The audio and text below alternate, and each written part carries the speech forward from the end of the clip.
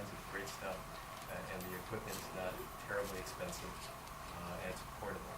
I think a lot of journalism is just being there in the right spot at the right time. We're finding it. Dow Jones, which owns Wall Street Journal, was recently purchased by News Corp, which owns Fox. But recently, one of our producers went over, and he's been trying to actually get them to use what had been .com content on Fox, business channel. So I mean, you've got this kind of cross-pollination going, and we can cut costs in web video. But then there brings up another very important question, that's especially for you, is how are employers going to recognize the value of what you bring to the table? How are they going to price that? And as you say, a lot of employers are looking for people who are hungry and willing to work at any cost. And I think that is really the thing that is hurting this industry. I think there's a lot of opportunities for people to go and do something different than journalism, or even communications. You could certainly make a lot more money as a lawyer or but I think if people could, employers could recognize the potential of good storytelling, or just people who can connect with their audience, if it's a marketing thing, or if you're in the radio and you want to connect with your audience, if you're in television, again, who are you talking to, how are you connecting to people? That's what it's all about. I also want to make one other observation, looking at the years when everyone graduated here.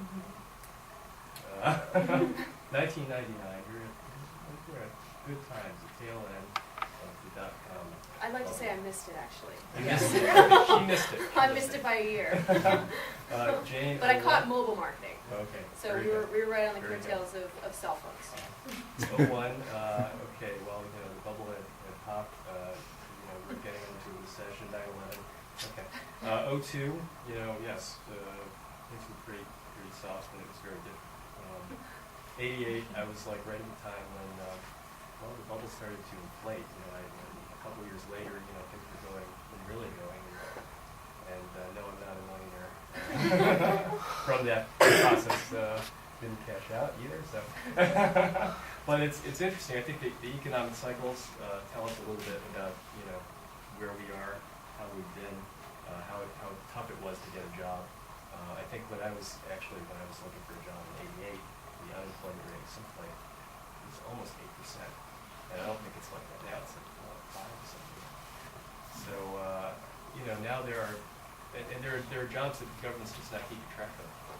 So you guys can find some good opportunities as long as you can convince people that you bring value to the table and convince them to value you properly. That's the thing. I think that everyone in this room would probably agree that there is the differentiating value of the liberal arts degree as opposed to the specific communications degree, which you will be competing with as you go out into the industry. How did you feel like you articulated that difference? I mean, you all said that it was inherent to what you did. But did you sit down with those interviewers and say, because of my liberal arts degree, I can be, this much better? I mean, is there, or this much more, I can give you this much more? Because I think there's an opportunity there to do that. I mean, what do you think? You're out there actively, probably interviewing people every day, so. Well, for me, I got my job because I had a liberal arts degree. The producer of Radio Expeditions, which is a co-production of National Geographic and NPR, was the woman who hired me. And she found my resume, and I think it was because I didn't have a journalism degree that she really picked it out of the pile. I had written for Let's Go Travel Guides. I had studied abroad in Chile as an undergraduate and was an exchange student in Kenya in high school. I had done a lot of writing. I was interested in anthropology, so I had done a lot of work investigating different cultures. And she said that that's what appealed to her. It was the fact that I had this well-rounded background, that I was really interested in travel and the world and other cultures, and that's what she wanted. Not somebody who knew how to cut audio, because they can teach you that. They can teach you how to do the technical skills when you get there. My bosses at Marketplace, Kai Risdal, the host, always says, it's not rocket science.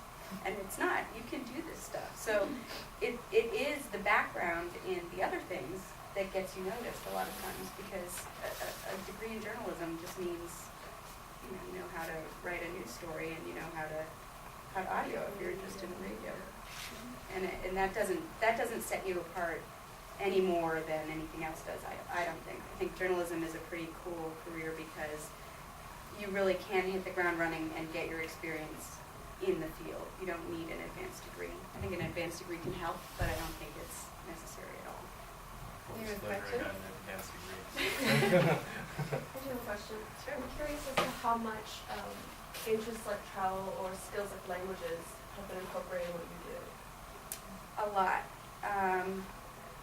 Initially, I was a production assistant at NPR, and that, you don't travel a lot, you're doing a lot of work for other people, but the show that I worked for was a travel show. The host, Alex Chadwick, would go all over the world and talk to explorers and adventurers and people who were doing really cool things, and I did a lot of research into that, and so my background in anthropology was really helpful for that, because I knew how to do research on other cultures and other places in the world.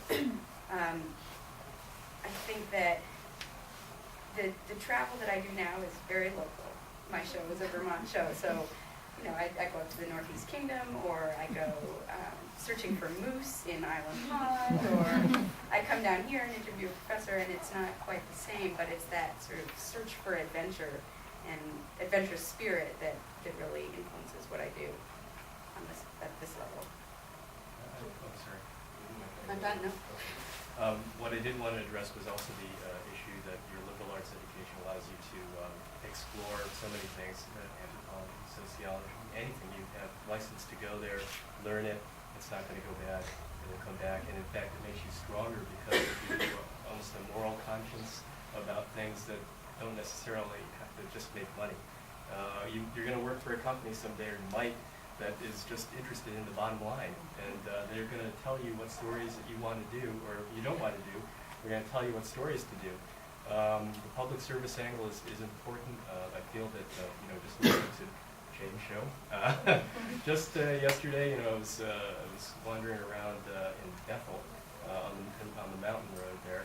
Got lost because I was listening to Jane talking to two people from the Northeast Kingdom. I was hearing about farming and how there used to be 10,000 farmers in Vermont, and now there are only 1,000.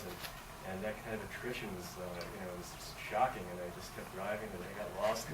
And I found myself, ironically, at a farm. So I went up, walked up the path. There was a beautiful golden retriever, perked up its ears, and did not attack me. I was not mauled. But the farmer gave me directions to come back down. But I mean, okay, so that was a disservice to me. But public service is an important thing. I used to do some work for commercial radio, news radio at Cox in Connecticut, WNLK. And recently, that organization eliminated the news director position and did not fill in that. And I had been covering local politics and just local news. Even like the big storm, storm team. Once the news director was cut, the organization level was gone, and the service aspect also, I think, has been really sliding. People come to expect something when they hear something or see something. It should be done a certain way, and they get information from it, and it tells them, what it's going to be like outside. It tells them what happened just down the road. It tells them, well, school's canceled or something. That's a great public service. And if you get, this trend towards outsourcing the news at the expense of local coverage, I think you're going to lose a big public service, and it's something that I just think should be mentioned, which is why it's refreshing to have, something like Vermont Public Radio, or even, New York One for CNN, or Time Inc.